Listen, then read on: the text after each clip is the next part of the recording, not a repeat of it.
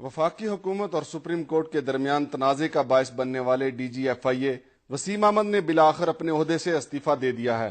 اس سے پہلے وسیم احمد سی سی پی او کراچی تھے۔ وفاقی حکومت نے ڈی جی ایف آئی اے طارق کھوسہ کو تبدیل کر کے 26 نومبر 2010 کو انہیں ڈی جی ایف آئی اے مقرر کیا تھا۔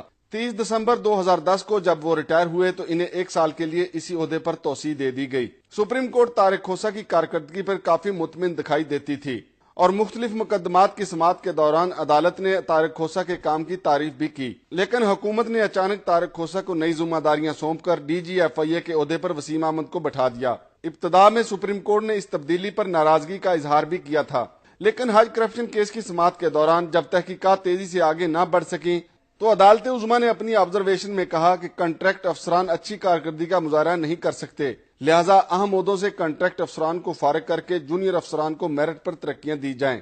عدالت عظمیٰ کے حکم پر پنجاب حکومت نے اپنے 10 افسران کے کنٹریکٹ ختم کر دیے اور وفاقی حکومت نے بھی اپنے 9 کنٹریکٹ افسران کو سبکدوش کر دیا، لیکن ڈی جی ایف آئی اے کو ان کے عہدے پر رہنے دیا گیا۔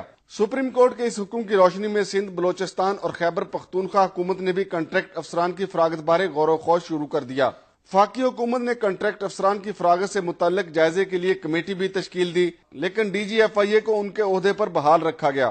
ایک موقع پر جب وفاق کے وکیل عبدالحفیظ پیرزادہ نے عدالت عظمیٰ سے یہ استدعا کی کہ تمام کنٹریکٹ افسران بارے غور و خوض کے لیے 1 ماہ کی مہلت دی جائے تو چیف جسٹس جناب افتخار محمد چودھری کا کہنا تھا کہ باقی افسران کے لیے مہلت دی جا سکتی ہے، لیکن ڈی جی ایف آئی اے وسیم احمد کو حکومت فوری طور پر ان کے عہدے سے ہٹائے۔ حج کرپشن کیس اور کنٹریکٹ افسران بارے کیس کی سماعت 8 اپریل کو ہوگی، لیکن ڈی جی ایف آئی اے وسیم احمد نے رضاکارانہ طور پر اپنے عہدے سے استعفیٰ دے دیا ہے۔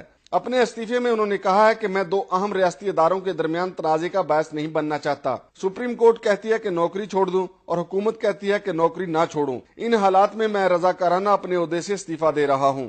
وسیم احمد کے استعفے کے بعد وفاقی حکومت نے ملک اقبال کو نیا ڈی جی ایف آئی اے مقرر کر دیا ہے۔ شمشاد مانگٹ، وقت نیوز، اسلام آباد۔